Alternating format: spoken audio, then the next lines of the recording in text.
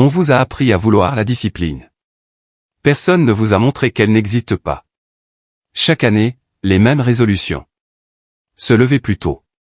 Arrêter de procrastiner. Tenir un plan sur la durée. Et chaque année, le même effondrement, entre la 2e et la 3e semaine. La faute qu'on vous désigne est toujours la même, un manque de volonté. Vous n'auriez pas assez voulu. Vous seriez, au fond, un peu faible. Un raisonnement qui blâme la volonté sans regarder la structure n'est pas une analyse. C'est une excuse déguisée en diagnostic. Regardez le mécanisme, pas le symptôme. La discipline ne s'use jamais à cause d'un manque de motivation. Elle s'use à cause de la friction qu'on a laissée en place.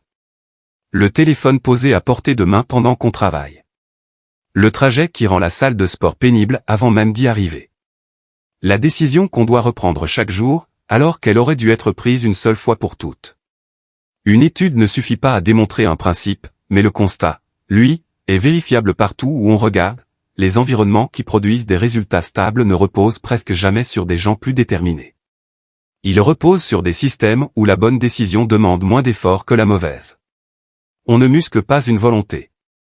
On démonte une friction. C'est la même logique qui explique pourquoi certains budgets tiennent et d'autres s'effondrent au premier imprévu.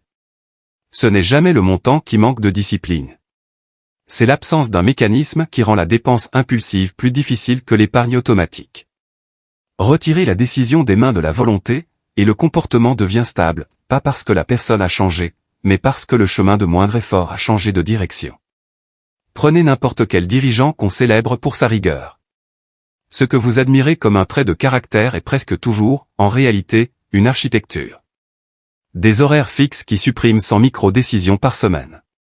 Un entourage qui rend certains écarts simplement plus coûteux que la constance. Un cas repensé une fois, pour ne plus jamais avoir à négocier avec soi-même chaque matin. Regardez d'un peu plus près la mécanique du renoncement. Ce n'est presque jamais un effondrement brutal.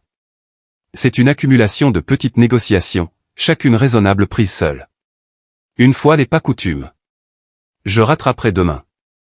Ça ne compte pas vraiment aujourd'hui, vu les circonstances. Chaque négociation semble anodine. Additionnée, elle forme la totalité de l'échec et personne, à aucun moment de la chute, n'a l'impression d'avoir manqué de volonté. Chacun a simplement cédé à la friction la plus proche. La volonté est un signal qu'on paie cher, à chaque fois qu'on doit le convoquer. La structure, elle, ne coûte qu'une fois au moment où on la construit, puis elle travaille seule, sans qu'on ait besoin d'y repenser. C'est pour ça que les systèmes les plus solides ne demandent jamais un sursaut d'énergie. Ils demandent une seule décision d'ingénierie, prise une fois pour toutes, quand l'esprit est encore lucide et non pas épuisé par la fin d'une journée déjà pleine de frictions accumulées. Ce principe ne s'arrête pas à votre bureau ou à votre salle de sport. Il gouverne aussi la façon dont on dirige. Un manager qui répète chaque semaine la même consigne à la même personne n'a pas un problème de communication.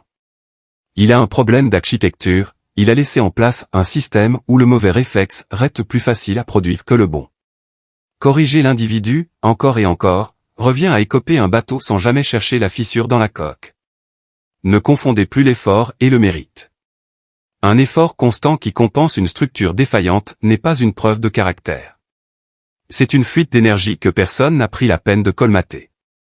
Alors la vraie question n'est pas « comment devenir plus discipliné ?»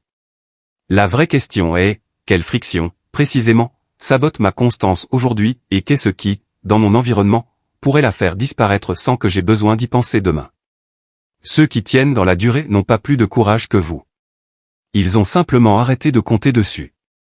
On ne discipline pas un esprit. On construit une position qu'il n'a plus besoin de défendre chaque jour. Axiome.